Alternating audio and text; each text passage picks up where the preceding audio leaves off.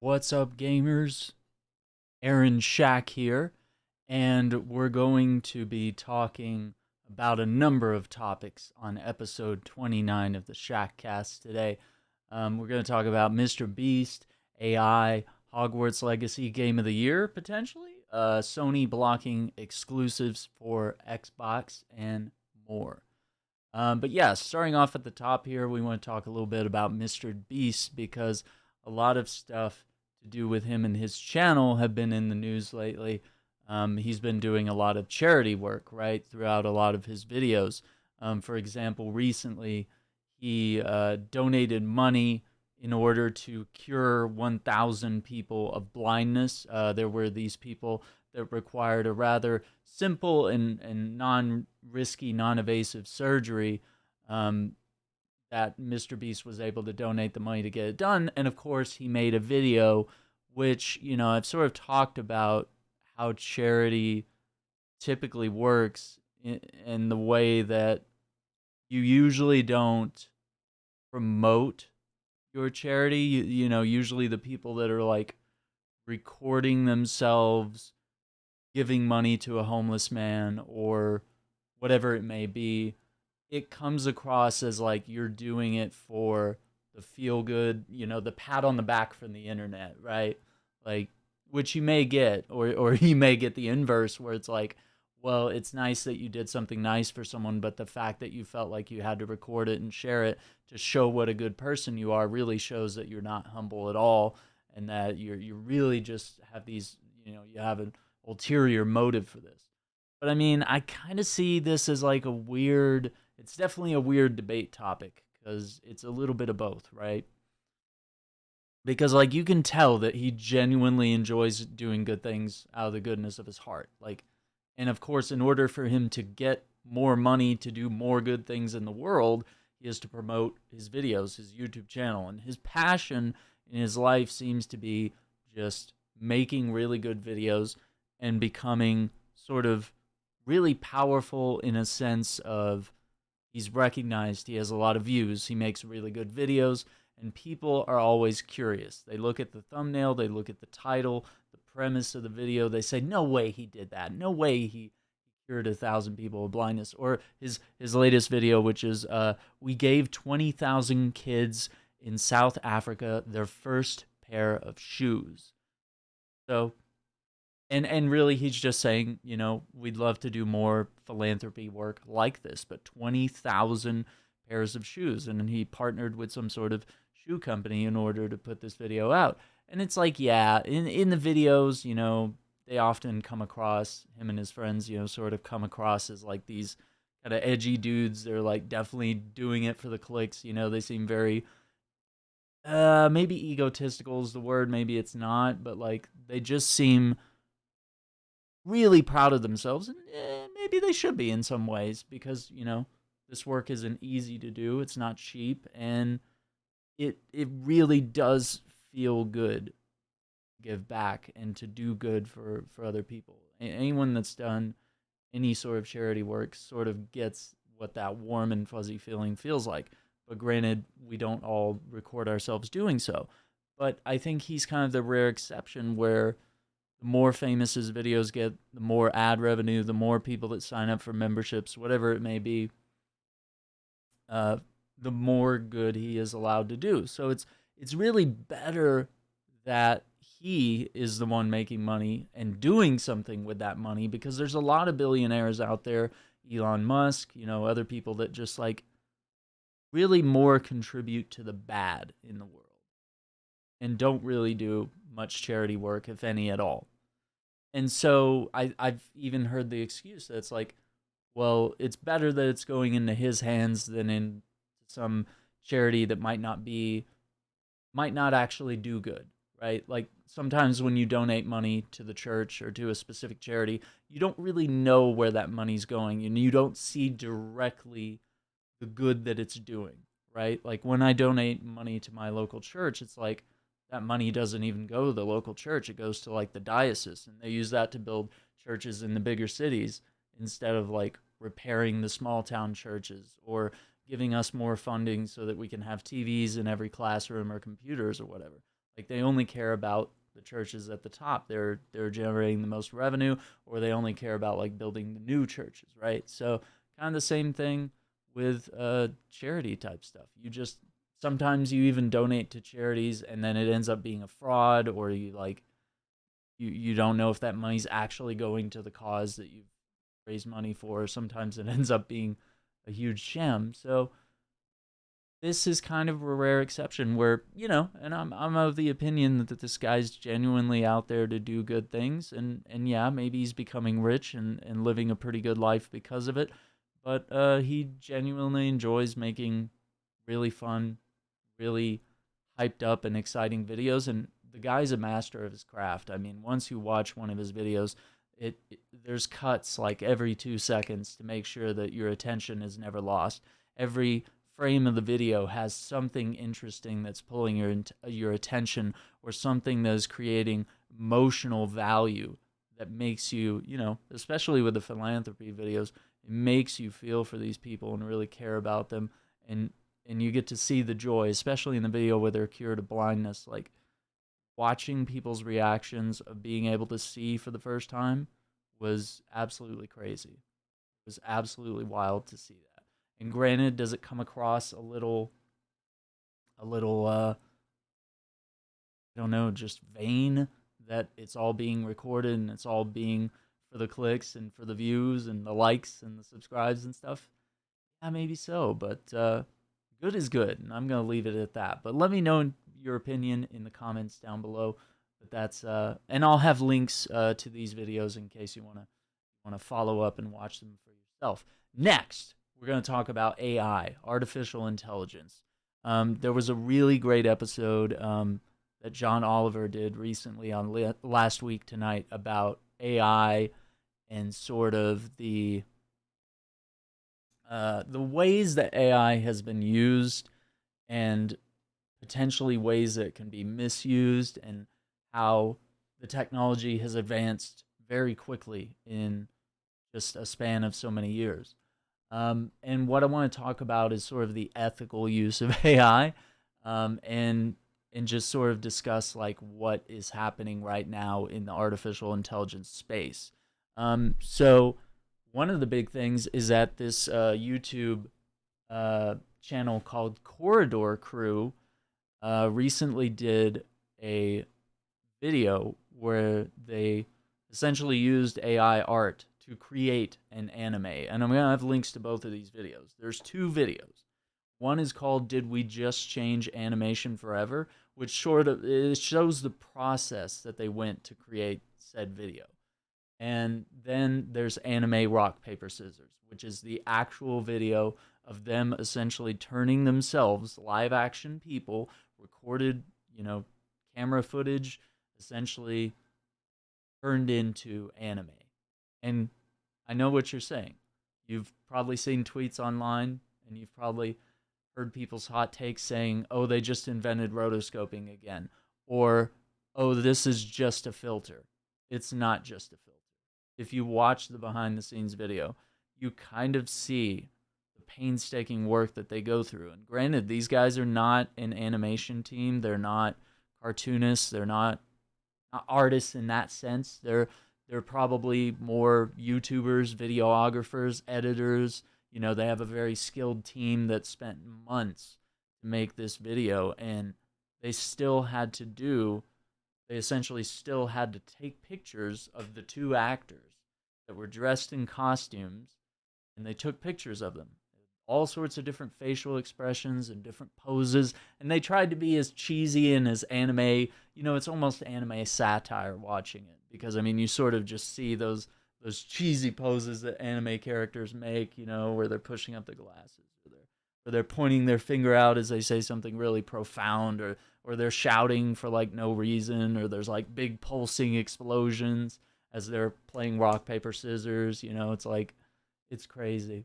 So essentially what they had to do was take some of those still images, and then they applied not a filter, but they ran this through AI art. So you submit your photo, and the AI program is going to sort of draw that in the style of, and then what they did was they took a a particular anime that is free on YouTube, and they took images of that and sent that into the AI art program and said, "Hey, this is the art style we want you to use." So they said, "Here's my image, here's the art style," and then boom, it puts out the result, right? And sometimes the thing with AI art is it might look different every time. So that's why they had to send multiple photos of themselves doing every pose with, every permutation of their facial features, hairstyles, and stuff like that. And so even though they're doing this, and then they splice it together to make a video frame by frame with each of these images, right, that they've created running through this program. And the AI art is essentially not necessarily creating a filter, okay? Because that's a lot of work to just sort of demean it by saying it's just a dumb TikTok filter where you just, all of a sudden the screen looks red or something or whatever, or it turns your skin blue. Like it's not that. It's literally a lot going on. And I'm not going to spoil it all. You can watch the whole video for that. But essentially, they still have to sort all of these frames in order to make a video, and in order to have cohesive and consistent dialogue, whether it's the lip syncing, whether it's the actions of the characters and stuff like that. And yeah, it does look a little wonky, and every now and then they acknowledge this, that it's sort of like each frame changes, whether it's like different facial features or hair or eyes or whatever. But I mean, it's kind of an interesting anime art style that's happening here, and it's kind of interesting to see that like they really did this without the help of cartoonists, artists, and stuff like that. And it's not to say that those people are all of a sudden replaceable because of AI, but it sort of gives power to, and I mean, there's no saying that companies won't use this for the wrong reasons. Like there's no saying that some big animation corporation will fire all of its artists when they realize that an AI program can do exactly what they do for cheaper, right? Like there's no saying that that won't happen, but like it also gives that power to people that are not good at art but maybe have ideas. Maybe someone's always wanted to make their own anime, but they don't have the money to hire a big studio and have, thousands of artists and thousands of videographers and, all of the stuff that goes into making a really good anime. Maybe you just kind of had this idea and you wanted to sort of utilize the power of AI to like throw something together. So maybe you have a demo, you have a premise, or you have something fun that you can watch at home with your family, whatever it may be, right? Like, and yeah, maybe someday AI art advances to a point where it's like, yeah, maybe we will have certain shows that will be produced by AI art. But I think in some ways, nothing beats the real deal. And I still think that in some way, AI art is still going to have to reference the art of real people. So you might see AI art done in the style of Castlevania or Dragon Ball Z or whatever it may be, right? All these different art styles. And it doesn't necessarily have to be just anime, right? And so it's brought up a really interesting discussion. Is it art theft? And I really want to say it's no, because right, like any artist can sit down and look at a picture of Goku from Dragon Ball Z and draw it and try to imitate that art style. And like it's still you. I mean, granted you're using probably a licensed character, and it's like you probably have to make sure that you have the rights if you're going to sell that, or if you're going to make an anime with Goku, then like you need to have the rights to the character. But like if you're going to sort of learn that art style and then apply it to create your own anime, your own storytelling, your own characters, your own universe and stuff like that, that's not really art theft. I mean, that's the same as me looking at a picture of a tree so that I can draw the tree. Like artists use reference photos and models and sculptures and figurines and stuff to draw their art from. It's not unusual. And everyone's got their own style.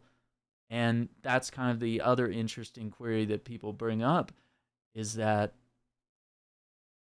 the AI doesn't necessarily have its own art style. It needs a reference because, unlike people, the AI doesn't have a soul. It doesn't have imagination. It has what it learns. It has its knowledge. So the more you feed it, the more it learns, right? So could it potentially be bad? Could it potentially end up being an issue where, like, all of a sudden it starts painting like Van Gogh or Picasso, and then all of a sudden people start claiming that I have Van Gogh's last painting, or, oh, this is Picasso's latest work, whatever it may be, right? Like, it's kind of crazy. Um, but yeah, it's an interesting conversation, and it's one I think we'll be having for a while. But I think some of the outrage is overreacting because I still think in some way there's no substitute for the real deal. But I think the power of technology is always really impressive, and it's really cool. And some of this art still ends up being very beautiful and very moving. And honestly, I enjoyed the anime. It was a really cool, short little video segment that took them, months to prepare this footage. And I think it came out pretty good. Like, even though it's like quality wise, it's probably not the greatest thing in the world, but like it made, I was like, dude, when's episode 2? Like, because they even did like an exit titles sequence like animes do, where they sort of tease out the whole season or whatever. And like, I was like, dude, I am here for whatever this story is. Like, if you're gonna take rock paper scissors and sort of give it the Castlevania treatment, essentially, that's pretty cool. I think that's gonna be really awesome. So yeah, the potentials for AI art can be really cool and really fascinating. And I have something here that I want to share with you guys. I did a little bit of an AI. I've been using AI on some of my descriptions here on YouTube. And if it will let me bring this up, it may not. But yeah, I will bring that up. But yeah, it is called Corridor Crew. Did we just change animation forever? I'll have links in the description down below. And then the video is Anime Rock Paper. And so I was using this app, and you're probably familiar with this app. It's called ChatGPT, and it's been in the news recently because a lot of people have been sort of using ChatGPT to write their essays or to do, their research papers or whatever. There's sort of ChatGPT uses, it's an AI that's utilizing, all of its knowledge. And so you could ask ChatGPT, like, write me an essay about To Kill a Mockingbird or whatever, like try get it to do your English homework, which I don't really advocate stuff like that. I think I don't think it's possible yet for there to be ways to like sort of combat plagiarism using that, unless like ChatGPT doesn't allow you to copy and paste, or there's like a watermark, or people have even used it to like write children's books and stuff like that. So it's definitely gotten into some interesting areas here in terms of ethics and the implications of using such stuff. Yeah, so what I have here, I asked, and I'll put it over here on the side on our YouTube video. And I asked it, I said, write me a YouTube description for Tom Clancy's The Division 2. And I'm going to read this out to you so that you can see what it's all about here. So this is what it wrote. I did not edit this. So I wanted a description for my YouTube video as I'm playing Division 2. If somebody clicks on the description, wants to know more about the game, and usually I'll spend 30 minutes or so probably typing up one on my own, or sometimes I'll find one from the developer, from their Steam page or whatever, or their website, and sort of, have an idea of what needs to be said about the game, right? So here it is. Welcome to the thrilling world of Tom Clancy's The Division 2, the highly anticipated sequel to the popular action-packed game The Division. Set in a post-pandemic Washington, D.C., the fate of the city lies in your hands as you fight to restore order and take back the streets.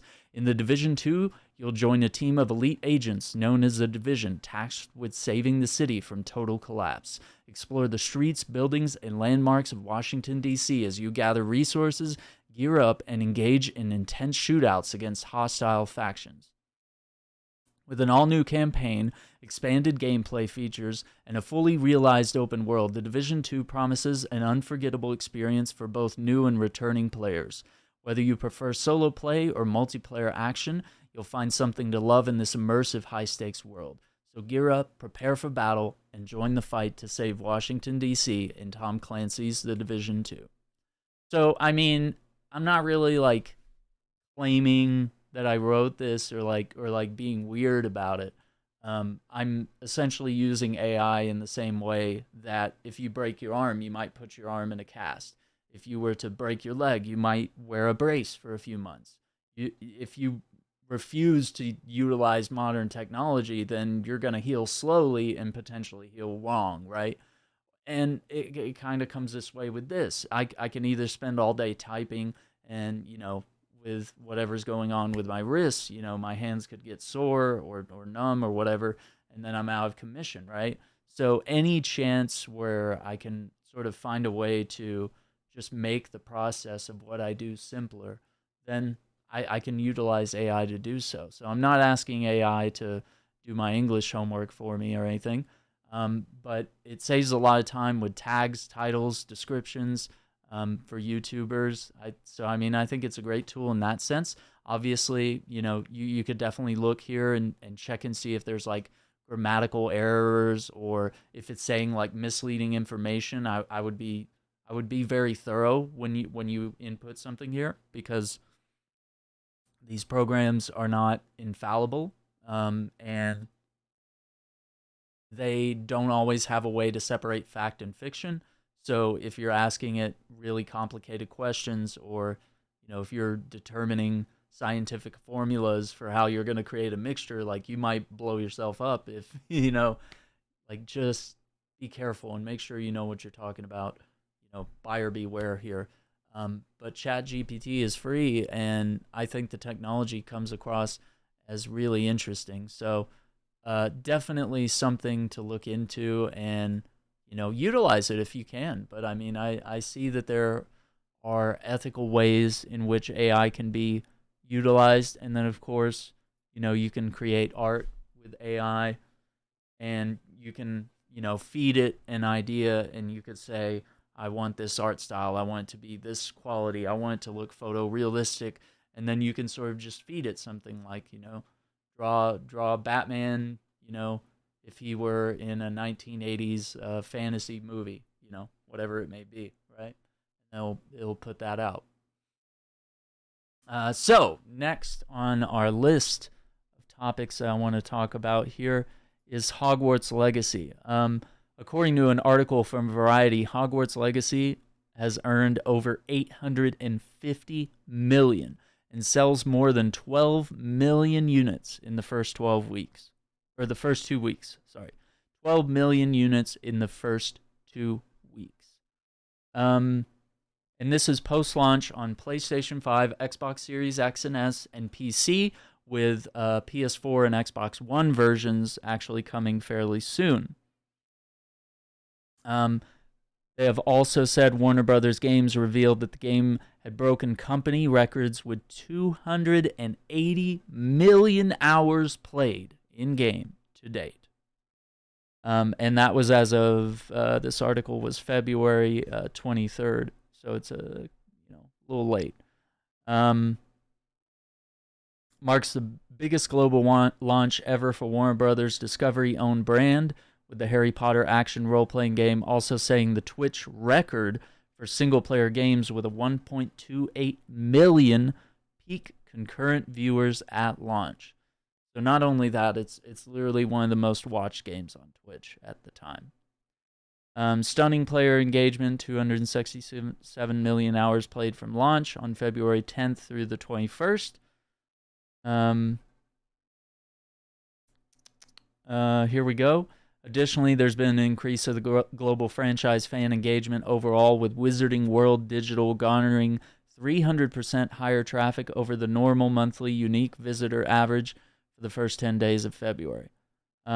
Sales figures were released by Warner Brothers Games ahead of parent company Warner Brothers Discovery fourth quarter earnings yesterday. During the Q4 earnings call, CEO David Zaslav touted the impressive returns and noted the media giant's continued focus on Harry Potter among its other popular IP, with plans to take full advantage of these one-of-a-kind franchises. So, yeah, I think it's sort of saying that, like, maybe there's potential for Hogwarts Legacy to get DLC.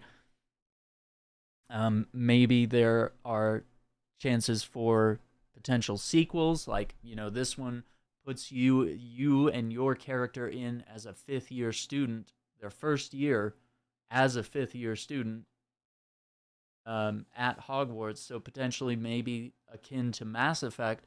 You know, you come in for year 6, and then you import your save from the previous Hogwarts Legacy game, and you move all your decisions you made in year 5, you know, to year 6.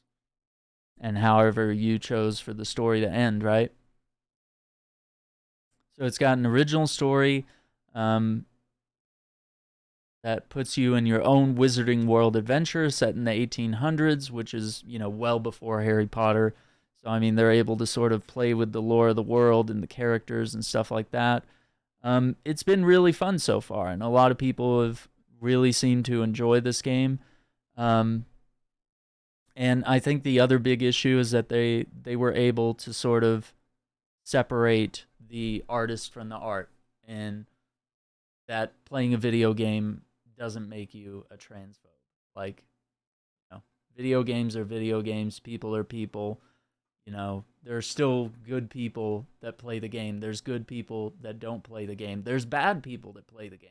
There's bad people that don't play the game. It's, I don't know.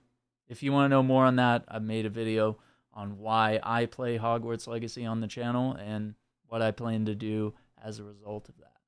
So, moving on, but potentially I see this game as a Game of the Year nominee. I mean, we saw these numbers with Cyberpunk 2077, despite its critical failure at launch, and its, you know, fact that the game was just practically broken at launch. And then we saw the same thing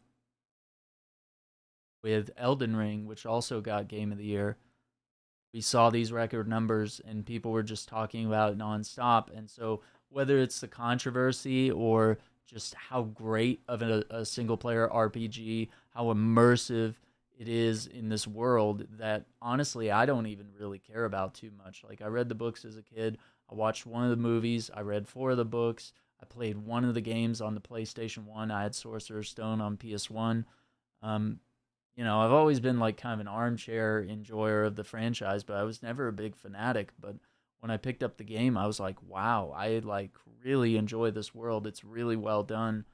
And like it even pulled some words off the pages of the books in the way that they designed the school itself, and some of the locations are like word for word look exactly like it should. I don't know. Pretty amazing. So there is a chance that it could be Game of the Year. I think some of its only other competitors would be The Legend of Zelda: Tears of the Kingdom, and probably Starfield. Like, I just can't think of a lot of. I mean, there's going to be a lot of great games this year, but like, which ones that get nominated for Game of the Year and then actually end up winning Game of the Year is completely different. The next thing I want to talk about is sharing hatred of games, and it's a really weird kind of trend that's taking place in the gaming space lately, and I really noticed it heavily on my TikTok video for Marvel's Avengers that recently hit. It's getting danger close to 120K views, which, you know, for me is pretty amazing. So I'm celebrating, but at the same time I'm sort of looking at the community here, and I realize of the maybe, I don't know, there's like probably 1,500 comments there, and of those comments, I reply to a lot of the comments, so we could assume that half of those are me replying to every single comment, or at least for a while, as much as I could. Um, and then the other half were like people that were just like coming to express their hatred for the game. And the video is me just having a fun time playing as Hulk, jumping around on the buildings and showcasing the new traversal that has been added in this recent update for Hulk. And there's going to be traversal updates for some of the other characters before they cease support for the game. And a lot of people's comments were like, "Oh, aren't they shutting this game down?" It's like, no, they're not. It's the servers will remain up. They're ceasing support, so no new content. But like, if you still want to play the game and experience it and have fun with friends, as I'm doing, you can do so. And it's a game that I've enjoyed for many years. And like, it just seems weird to like. That's like showing up to someone's birthday party and like wishing they would die. Like it, when you come in and hate just to express hate and be like, wow, this game sucks, or like, you suck because you like this game, or wow, you must be really stupid, you must be mentally deficient because you like this game, or whatever it may be. Like, all the comments were getting really wild and very offensive and very hateful. And I noticed this about Avengers, I noticed this about the new Suicide Squad game. If a game even showcases something that people don't like, they just have to go out of their way to make sure everybody knows that they hate the game. Whereas when you like stuff, it's totally cool to like say, "Hey man, I like this game too. That's awesome." Like, or you could express it in a way like, "Oh, I didn't really enjoy this game, but like I'm glad you found enjoyment in it." But like, going out of your way just to hate on stuff and like rain on people's parades, maybe people just weren't raised right, but it's really offensive, and it's not polite, it's rude. And I get some people don't care about manners, but like, some people in this world were raised to be nice and kind and polite, and we can express our opinions and we can even talk about, because that video was not about talking about the flaws of the game. I talk about the flaws of the game every Thursday when we play Marvel's Avengers. We have discussions about the game up and down. We talk about all the good stuff. We talk about everything going on in the Marvel and DC universes. And, we talk about all the games that we're excited for in the comic book world, stuff like that. But yeah, just to sort of go out of your way to like insult people and insult their taste in games or what games they like. And I get it. I like a lot of the great games that everybody else likes, but I enjoy a lot of games that people don't like, and I enjoy games that I think they're underrated, that people miss on their radar. And I think there's also kind of a problem with sort of people that just trust YouTubers, self included, that just trust YouTubers' opinions and take them as like, pure gold here. And they just sort of, they don't make their own decisions anymore. They don't play games for fun anymore. They don't look at a game that they might like. They just immediately trust the review culture and the Metacritic stuff, which is just aggregated scores. And it happens with movies too, where there's like perfectly good movies, but where Rotten Tomatoes rates them low, it's like, well, the viewer rating ends up being high. Or like, maybe everybody hates the movie, but like there's a small cult following that really loves that movie. And it's like, it doesn't necessarily mean the movie's bad. Maybe it means a majority of people think it's bad, but like, what is objectively true and what is subjectively true to yourself are two different things, right? You can't say it's a fact if it is not a fact. If it is your opinion, that is a separate thing. Everyone has the right to their opinion. And yeah, on the internet, anyone can comment on any video, but I think mutual respect and just sort of knowing the time and place to have those discussions. And I've invited everyone that was hating in the comments. I was like, well, hey, come check out the YouTube channel, and if you want to have like a calm and rational discussion about the flaws of Avengers, but also sort of talk about like how the game does a lot of things really well at the same time. Like, we have to be able to acknowledge all of it, but I just think it's a really underrated game. And I think it's really weird and unhealthy that people have an obsession where they have to just hate things a lot. And it's really unhealthy, like mentally. I don't know. It's very strange. I wish people would find things that they love and things they enjoy in their lives, and go find friends based on that. Don't unite under hate. Really a weird thing to have to say. You meet people based on your hate of the same game. It's like kind of a toxic relationship. Whereas like you meet by your shared love of a movie or a game or a book. Like there's something beautiful in that. Really cool. Starfield was delayed today until September 6th, 2023. There will be a Starfield Direct on June 11th, 2023. And Starfield is coming to Xbox Series X and S and PC, and it'll probably be on Game Pass day one. No an Xbox, right? But yeah, Starfield looks really dope, and I think we'll be excited to see like an extended look at gameplay. And, you know, they were originally going to launch it sometime this summer, like in May. But it kind of makes sense to push it back to the fall. I mean, that's when people are going to be spending big money around Black Friday, around, you know, prepping for Christmas. You know, my birthday's in September, so I mean, it's a perfect birthday gift for me.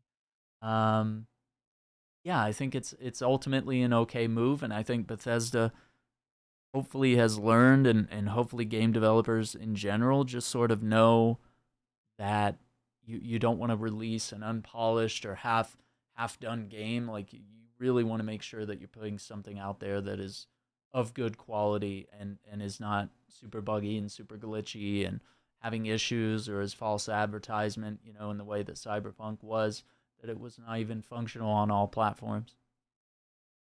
Okay, so our next thing here is we're going to talk about the Activision merger here and how Sony is essentially trying to block Microsoft from owning Call of Duty and a multitude of other Activision franchises.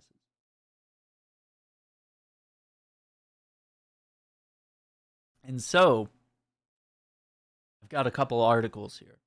This one's from The Verge.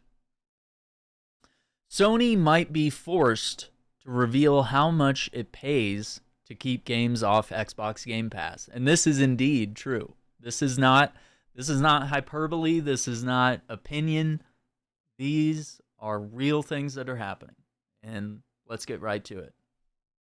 The FTC, Federal Trade Commission, case against Microsoft could unearth rare details on game industry exclusivity deals. Sony might be forced to detail its PlayStation exclusivity deals and how much it pays for blocking rights to keep games off rival services like Xbox Game Pass. The FTC is sued to try and block Microsoft Activision Blizzard acquisition and kicked off a legal discovery process with Microsoft sending subpoenas to Sony to force it to reveal records, internal documentation, and emails from the company's PlayStation unit.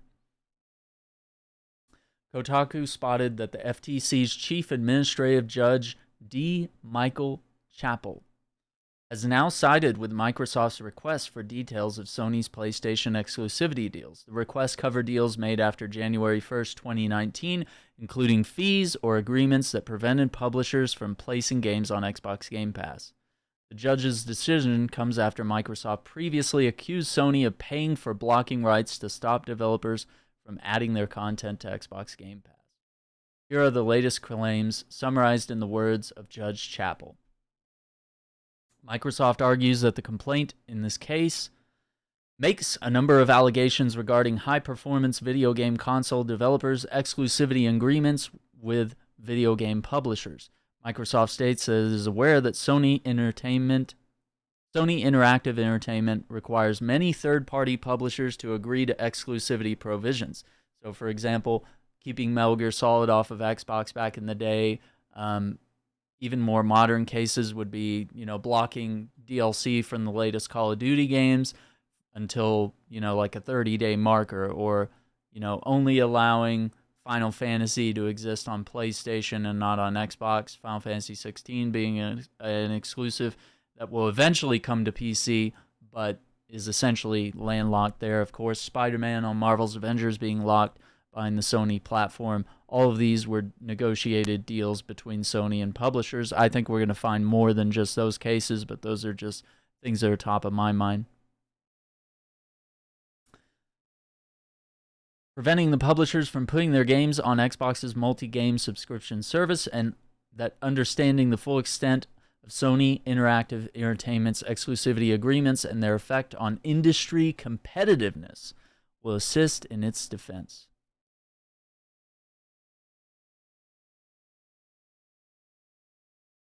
And let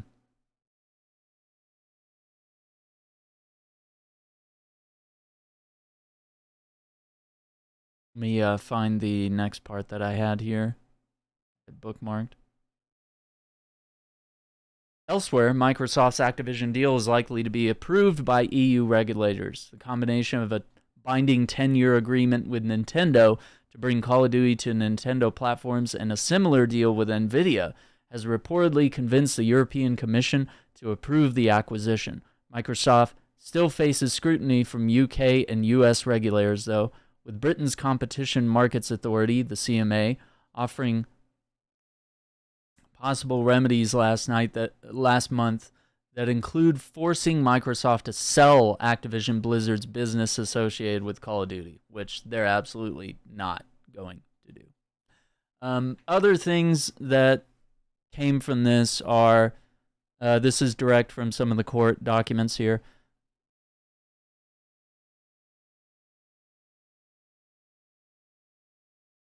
Microsoft argues that the complaint...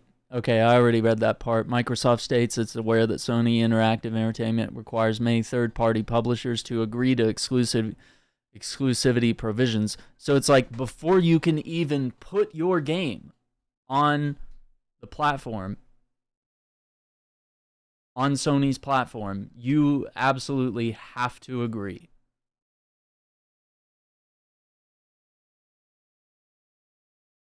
to these exclusivity provisions. So they want to, I mean, it's pretty slimy from my opinion. And granted, I hold no position in the console wars. I own PlayStations, I own Xboxes, but when I see shady activity like this, and I think exclusivities are the bane of our existence right now. I think there's always going to be exclusive games, but when there's games like Final Fantasy, Metal Gear Solid, Silent Hill, stuff like that, there's all these games that have always been historically multi-platform, and then all of a sudden they're being cut off, and it's usually on Sony's end that's doing this. So Microsoft has promised here. They've said, hey, we're not going to let these games move. You know, we're not going to keep Call of Duty only on Xbox and only on PC. We're going to make sure that these games are playable everywhere, because that is kind of their motive. Like, they really want to make sure that these games are available to a wider audience and that all the content is available wherever you want to play. So whether that's in the cloud, it's on your mobile phone, it's on your Nintendo Switch, it's on your Xbox, your PC. Xbox is not just the console. So when people whine about, oh, well, Xbox doesn't sell enough consoles, or oh, they don't sell enough copies of X game or Y game or whatever, it's not about that anymore. It's about Xbox as a community in the sense of gaming. So, and sort of what Sony does is they sort of try to make Xbox smaller by closing them out of the market. They say, hey, you don't deal with Xbox or we won't work with you. And so people are boxed in. They're like, of course they want in. They want to be on Sony's platform. But like, it's also weird ethically to not be on Xbox. Most people want to be multi-platform, especially if you're an indie developer or you're someone that's, you know, trying to mass market your game. You want it accessible by as many audiences as possible, right? So preventing publishers from putting their games on Xbox's multi-game subscription service.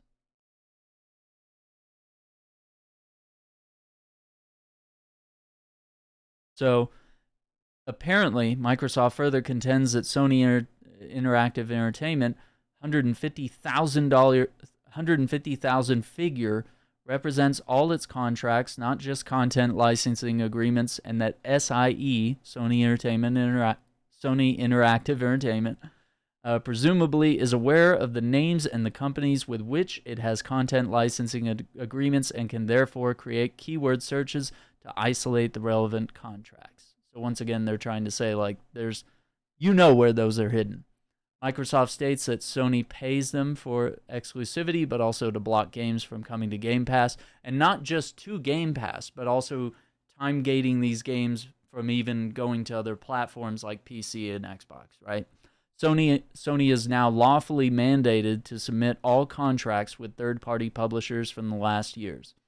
This would expose Sony's hypocritical accusations to Microsoft regarding locking away third-party franchises that were previously available on PlayStation as something Sony has been doing all these years. So, you know, shoes on the other foot now. So the way I see it is that it's time to put up or shut up, and you know, I think we're going to have to hold both accountable. We're going to have to hold Sony accountable that they're not going to do these slimy practices anymore. And then at the same time, we're going to have to hold Microsoft accountable that if they take this purchase and then all of a sudden shut Sony out of it, people are not going to trust them anymore. And they're really not going to be able to do very many acquisitions anymore. They're going to end up being blocked if by chance, you know, our governments and, you know, trade commissions and stuff like that start seeing that, like, oh, you're just doing this so you can have a monopoly, which really owning Activision doesn't really give Xbox a monopoly. I think we've already sort of thrown that out. But what PlayStation has done here is create an anti-competitive market. It's almost like it's not even necessarily buying all the properties on the monopoly board and then Microsoft only owns one property, right? And like Sony owns all the others, so no matter where you land, you have to pay the money.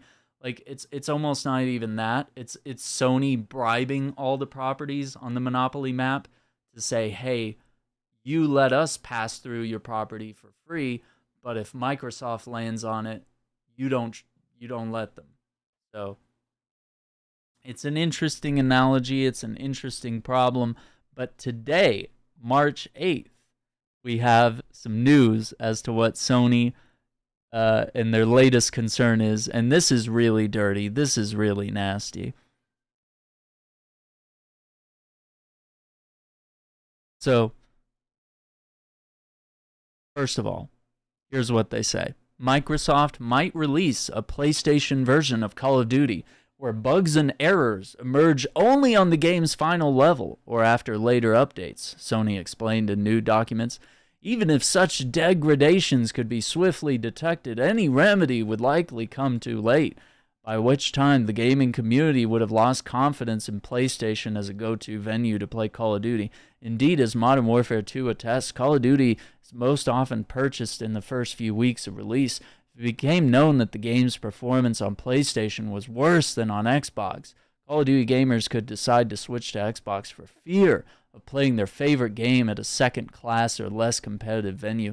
I gotta say, this is really slimy, and there's no evidence. No one has ever done that before intentionally. And it's plotting intentional sabotage, and the fact that they would think that they would restrict or degrade the multiplayer or single player or whatever experience on another platform is absolutely insane. And the interesting thing is that Microsoft struck back saying any Call of Duty game in a Microsoft multi-game subscription is eligible for inclusion in Sony's multi-game subscription service at the same time and for the same duration. So once again, they said, like, hey, Call of Duty is going to be on Game Pass. It can also be on PlayStation Plus. It's up to you. And they said, and actually, here's the next craziest part, is that, and this is sort of not necessarily anecdotal, but by word of mouth, a source has revealed that Jim Ryan said, we're not interested in signing deals. He spoke with a member of Activision, right, about this. And Jim Ryan said, "We are not interested in renegotiating or having any sort of deals involving Activision or Call of Duty. We are only interested in stopping this acquisition by Microsoft," which is insane and deranged and weird. They just want to be able to keep doing what they've been doing lately with Call of Duty, which is, for some of the previous games where they had that exclusivity, there were special skins, there were special maps, there were different modes and stuff that were only available on PlayStation, or they were only available on PlayStation for a limited time, which made PlayStation the premier place to play said game. So, I don't know. Either we can continue doing this type of stuff, or we can make change in the entire space, and hopefully things get better. That's really what I'm hoping. And the crazy thing is that even people at Activision are rooting for this merger because they're like, this is the only way that we can get rid of the sexual harassment that's happening in the studios at Activision. The only way we can get rid of some of the bad people. The only way that we can sort of right some of the wrongs of this company and sort of, maybe they can figure something out where they're not pushing out the same Call of Duty game every year and just like reskinning it. And maybe they can start reviving some of the Activision franchises that we know and love. True Crime Streets of LA, right? Or Prototype, for example. Games have been sitting there, vying for sequels. You could probably think of dozens of Activision games that might even be able to use remasters like some of the older Spider-Man games back in the Xbox and PS2 GameCube era, right? So, barring that, my final update here is that Shredder from Teenage Mutant Ninja Turtles, Shredder, the Shredder, is coming to Call of Duty Modern Warfare 2. So, I have no idea, but they teased it today, and that's kind of cool, kind of crazy. Previous things that Call of Duty has done, they had like a Godzilla versus King Kong thing once. They even had a Halloween event. They even had Rambo and John McClane from Die Hard as playable characters in Warzone 1.0. So as far as what's coming to Warzone 2.0, I really hope they bring back John McClane. That would be so cool. And they even had the Nakatomi Plaza type map there, which I thought was really cool. I don't know. I think that would be really awesome. But that's really all the topics I wanted to hit today. This is kind of an extended episode, nearly an hour long tonight. But I want to thank you for watching this video, for listening, wherever you are. Definitely swing by the YouTube, hit that like button, subscribe to the channel, ring the notification bell so that you do not miss out on the latest content that we have on the YouTube channel. Memberships are live on YouTube as well if you want to monetarily support the channel. If you like what we're doing, absolutely. Thank you for listening on Apple Podcasts and on Spotify. If you're watching on YouTube, if you're checking out some shorts of this podcast, many thanks for listening, and we'll see you on the next one. This has been Shackcast episode 29. Take care, be safe, and we'll see you on the next one. Bye.